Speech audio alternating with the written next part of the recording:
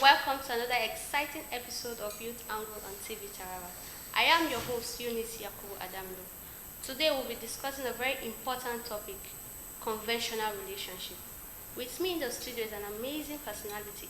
Trust me, one encounter with this man and your life will never remain the same. Before we go into the topic proper, I would love him to introduce himself. Thank you. It's an honor to be on Youth Angle. My name is Reverend Jesse. I am Dibal. I'm the lead pastor of the Empire of God Global here in the city of Jalingo. I'm also the CEO of Life Hub Consult and then the founder of the Feed the Child Initiative, an NGO that we use to feed IDP children around. I'm married with a wife and then we're blessed with a daughter. Wow. Thank you. It's an honor to be here. Thank you very much. Thank you. I said, one encounter with him and your life will never remain the same. So without wasting much time, let's go straight into our topic for today, conventional relationship. So that we would love to know what the word conventional entails. All right. Looking at the word conventional, or just on a lighter note, Yes, conventional means normal.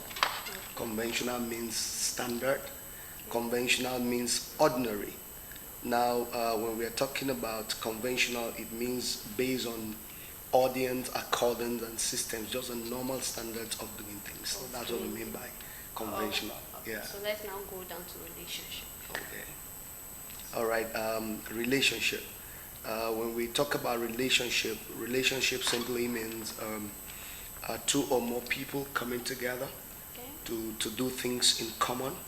It could be countries, it could be individuals, it could be group, just coming together in partnership to carry out something in common together. Yeah. And then relationship, however, it's in different stages. Okay. There's a family relationship that has to do with blood and bonding. There's a relationship that has to do with romance and all of that. So, Okay. but generally, relationship means partnership between one or two individuals. Wow. Yeah. Relationship means partnership between two individuals. Individuals, yeah. All right, thank you very much. Yeah. So that is the word conventional relationship. Putting the two together now, we would love to know. All right. Yes. You know, when you look at the word conventional relationship, actually, if you will go by the definition of conventional and then relationship, you might miss out on what conventional relationship actually means. Okay. Yeah, conventional relationship is a relationship that exists between two individuals after a long period of time that ends or leads in marriage. Conventional relationship is a relationship that exists between husband and wife. However, there is an ideology in conventional relationship that is called monogamy. Okay. There's a term in conventional relationship that is called monogamy. Monogamy is a relationship that exists only between two individuals. Now, like you being committed to someone for a lifetime, having him as just your single life partner for a lifetime. So that's the ideology behind conventional relationship. Yeah. We've learned a new word today, Yeah. monogamy. Monogamy. All right, Yeah. thank you very much. You're So welcome. that is, we would love to know, what then do you consider, okay, we know, what then do you on your own part consider a conventional relationship? Aside the main definition other people have given. All right.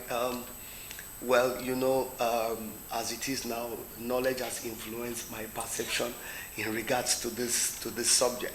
Okay. But if I will go by the common understanding of the word conventional and then the word relationship, without an input of knowledge and learning, to me, I'll define conventional relationship as a regular relationship, probably just a casual relationship that exists between two individuals, putting the two words together. Yeah, but by the subject of definition, conventional relationship is what I just defined. But if you look at my own ideology, I'll just say a regular, normal, no strings attached kind of relationship. Yeah. Thank So you. that this is Youth Angle, and we are dealing with youth out there, and they are listening to you right now. Yeah. And they would love to know what then should they consider when going into a conventional relationship, or when they are in a conventional relationship. All right. What should be put into consideration? All right, before you get into a relationship. Yes, sir. As a clergy, I would like to outline some few things to me that should be standard for every person that will get into a relationship. You know, when we are looking at relationship, it's something that has to do with a lifetime, conventional relationship rather. Yet now, to me, before everyone should venture into relationship, most especially conventional relationship, there are some certain areas one need to consider. One, they should be emotional maturity. Yeah. Two, they should be intellectual maturity. Three, they should be financial maturity. And then, of course, as a clergy, I'll advocate there should be spiritual maturity because these areas count. Now, our emotional maturity matters a lot because relationship has to do with an individual. If you don't know how to manage your emotions, you might have problem with the person you are engaged in with. And then finance, it's very powerful because you can't run romance without finance. So I think it's very needed. Yeah. So when we talk about the emotional aspect now, we're talking about the maturity aspect. Yeah. So does that mean there should be an age or a stage in your life where you should not even think of relationship? Well, I've encountered this question severally as a young person coaching young people. But I used to tell people you can grow old and don't grow up. Okay. Yeah, growing up in age does not mean you are growing up. You can be a young person with a matured mind. You can be an old person. Gray hair is not a sign of wisdom. So to me, age also counts because there are some biological maturities you need if you're going into conventional relationships. Like a woman, you need to be matured enough to have a baby based on cultural standard and every other things. So to me, if I will advocate on my own part, for a lady should be at least the age of 22.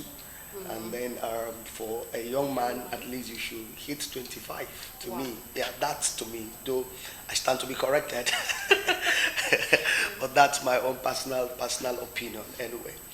Yeah, but to me, maturity counts, most especially in the mind, because if your womb is developed to carry a child and your mind up there, it's not developed, you can wreck the baby's destiny. So I think intellectual and emotional maturity counts more to me than even the age maturity.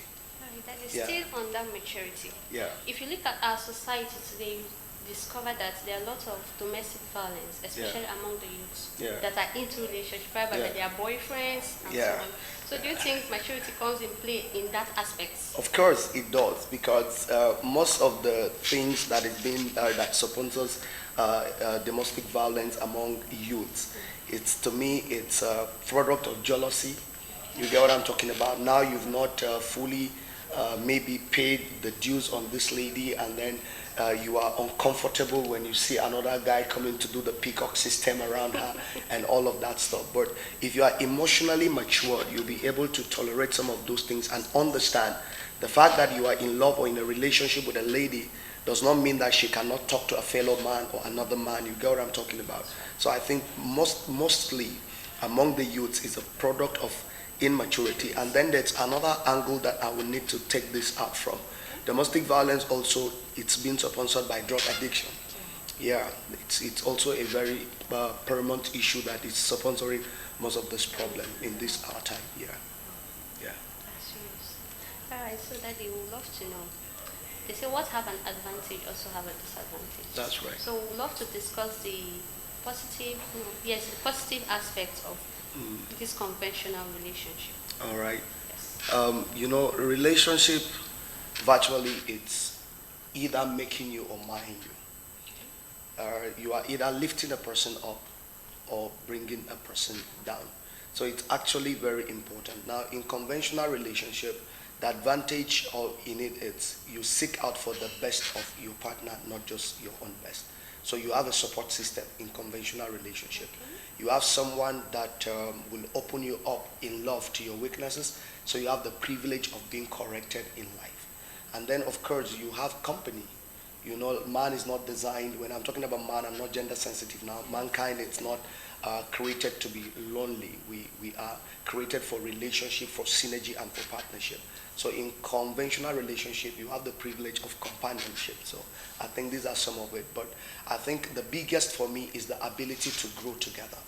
When you have someone tapping you at the back, encouraging you, helping you to fulfill your dreams, I think to me that's the biggest advantage of conventional relationship. Yeah. Thank you. I love the word companionship. Really? Yes, sir. All right. Well, companionship. As a clergy, it will be part of my vocabulary. Wow. All right. So let's let's look at some of those negative effects. The negative effect of conventional relationship will still boil back to lack of maturity, Okay. lack of emotional stability, lack of finances, unpreparedness. You get what I'm talking about? If you don't know what you are going into and then you venture into it prematurely, unpreparedly, certainly you will glitch in the process of taking up your flight in life. So the most important, the disadvantages come when there is no mutual understanding between one another. There will be abuse. You get what I'm talking about?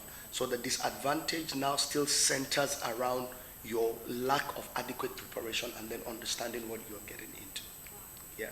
Daddy, if you look around, you see some people that they go into relationship because others are in it, Yeah. or probably want to feel among. Yeah. Or some people, it might be the society Yeah. that's pushing them. So what then should be the solution to such people's problem? You know, that would be a problem of self-esteem. Okay. If you know your worth, you know your value, you have parameters of norms and ethics that guides your personal life. You don't do things because people are doing. You know, we have many young people that are living their life to chance. There are no deliberate parameters and guidelines around their lives. Permit me to use myself as an example. I got married at the age of 27. Now, while I was 24, 25, 23, I was doing well in ministry as a young person. And then most of my mentors and people around, and coupled to the fact that I'm a northerner, they just said, you know, if you are not married, people cannot trust your apostolic ministry and all of that. People were pushing me to get married. But at that particular time, I have a time frame that I've given myself. I have some things I want to achieve around myself. And then I told myself, in spite others are doing it, since I have a goal that I've set for my life, if I have not achieved that goal, I'm not going to get married. Like 2014, I've already done what I needed to do. And in 3 months, I got married. Even when my parents were like, it's too quick, but I've already put the parameters that I need. So I think self-esteem, personal goal, personal vision will just be the answer to those kind of problems in particular. Yeah. Self-esteem, personal goal, and personal vision. Yeah. It's possible that you're out there and you don't have a goal, you don't have self-esteem rather, and you don't have a drive in life, which is very, very wrong. As a youth, you're not supposed to live your life based on chance. You're supposed to have your life planned out for yourself so that by the time you approach the age, society won't even be a problem for you. People won't force you to do what you don't want to do. Conventional relationship. Yeah. Is it necessary in the life of youths? Well, you know, that question sounds like a puzzle because Because let me just chip in here. Okay. I've seen people that said, I don't need a man in my life. I can live on my own. yeah. Yes. And I've seen other guys that feel like, oh, what will I do with a woman That's when I right. have my mother, stuff like that. So I will want to know, because it has been a burden. Is it necessary? You know, why I said it's a puzzle because I have mixed audience hearing me, Okay. and then I will be a little bit biased because of my upbringing and fundamentals as a clergy. If I approach it from a secular perspective, I could say it's not necessary from a secular perspective. You get what I'm talking about? Because marriage to me is supposed to help you fulfill life. You get it now. But from a cultural and religious perspective, being a clergy, I think it's necessary. My Bible said it's not good for the man to be alone and all of that. But I think, and then our culture and our upbringing as Africans warrants that. You know, there is this cultural view they have around you when you are married. There's this sense of response. People see you to become responsible and all of that. And then coupled with the fact that we are becoming global, but that does not mean we should negate our fundamental cultural upbringings as people. So to me, marriage, it's actually important. Conventional relationship, it's necessary.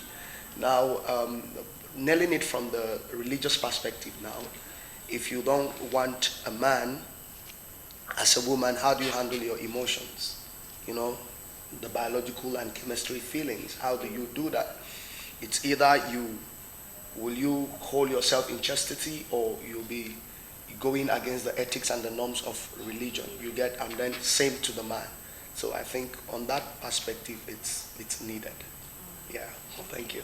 So Daddy, would love to know, is there a specific rules or regulation? That, okay, let's say, is there a specific standard by which a conventional relationship should be built? Yes, absolutely. Conventional relationship number one should be built on value. Okay.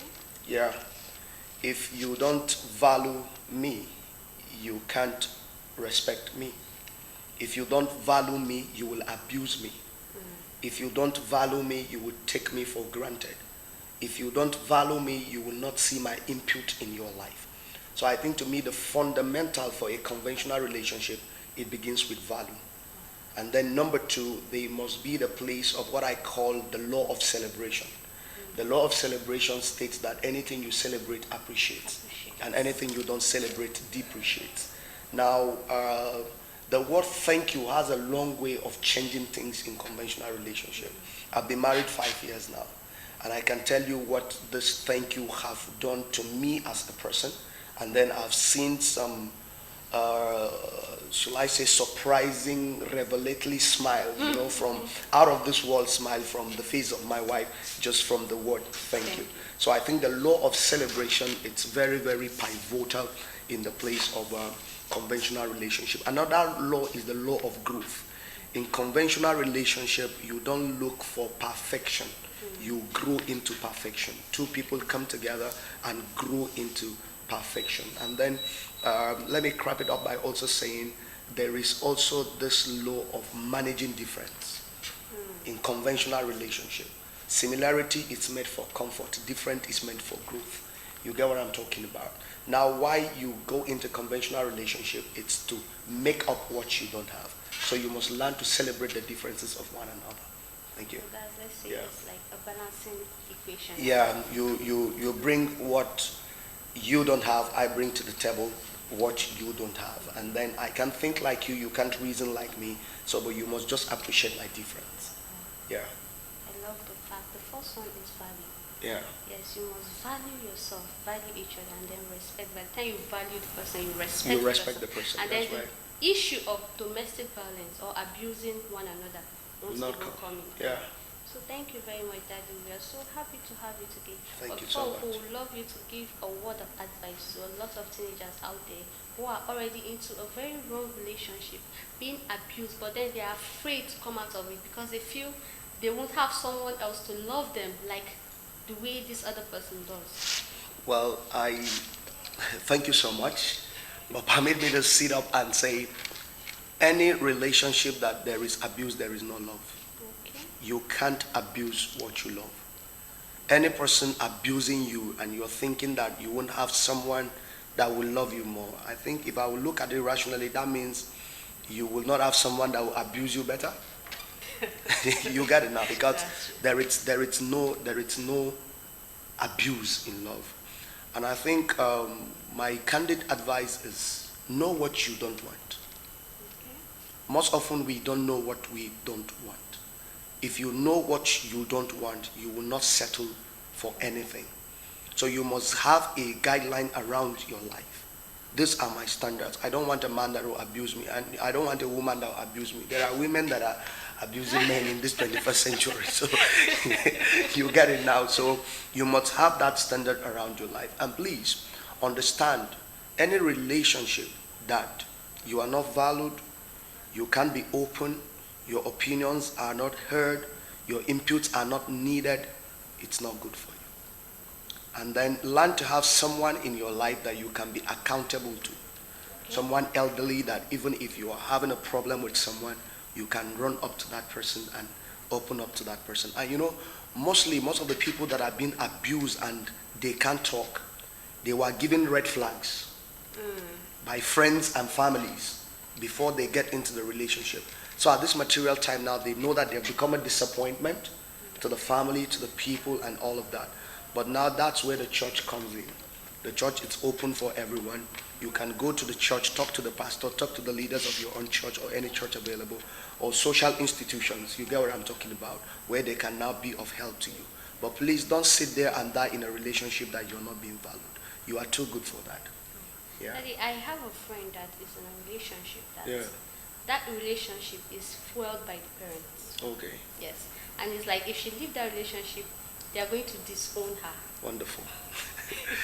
So parents also, Yeah. in another aspect, they yeah. have a big, big role To play. Yes, sir. Well, it's also very dicey, but I need to just take the bull by the horn to say the truth. What you think is good for your child might not be good for him. Okay. Yeah.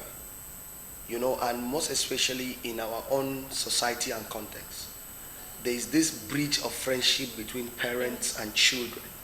So you can sit from a distance and assume that this is what's good for your child.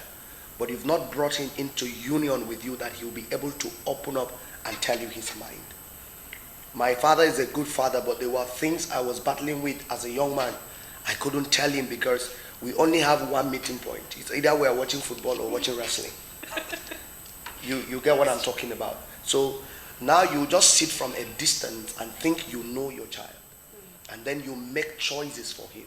But this guy has his own choices. And then the 21st century aren't like the olden days, whereby every person you see naturally, I stand to be corrected now, has high sense of morals and ethics around them, and then you can just pick anybody and they fit in together. The ideologies of this 21st century with modern technology and development, day by day people are being upgraded. And then someone that you've not interacted with cannot just come and live the rest of his life together with you. I think parents should suggest, recommend, but don't insist. Yes. You can suggest, you can recommend, I see this girl, can you get along with her? I see this guy. And then you as a person will now come up with your own fundamental findings and then decide what you want in life. So I advocate parents can recommend, but they should not insist. Yeah. This is very important. Parents with all hearts, we should recommend for our children but not insist. Because they have their own future planned out already. They have their own destiny. They have a role to play. So all you have to do is to guide your children. Someone was saying parents have almost, they should be friends first. They guide, and then it gets to a point in their life where they just have to be friends, where they advise their children. That's right. I think it's very important if they know when to advise these children and when to just let them make their own decisions in life. It's going to be better. So now I think before we close up on that, children too should learn to hear their parents. All right, sir. Because sometimes there's an adage that said, what an elderly man sees sitting down, even you climb the tallest tree, you won't see. Sometimes in the voice of our parents are guidelines for destiny. So we should also learn at most times to respect their opinions. Okay. Yeah. Thank you. Thank you. So when they are suggesting their own opinion, learn to listen to them. Yeah. And also there's also a place of you listening to your own inner voice. There's a personal place for you. So just know what worked for you and then get key into it. So thank you very much, Daddy. Today, conventional relationship has indeed been an eye-opening. So please, viewers, if you didn't get anything today, at least let one thing be clear, that you should be valued. In any relationship you engage yourself into, there should be a value. By the time you get into a relationship with someone who values you, then definitely you'll be respected. And in the whole thing I've learned, there's one word, companionship. The person should be your companion. You should be a friend. You don't marry a stranger, or you don't go into a relationship with a stranger. That's right. So there's place for companionship. That's your right. relationship should be enjoyed and not enjoyed. That's right. That's what we're right, Daddy. Thank you so much. Thank you very much, Daddy. Thank you so much. It's an honor. Thank you so much. So viewers who've had it all, please, as you go in your day-to-day life, learn to be valued, learn to add value to your life, and importantly, have self-esteem. Set out values and norms in which your life will be built, and I tell you, everything will work out perfectly for you.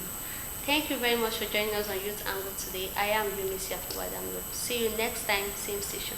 And don't forget, you are the best.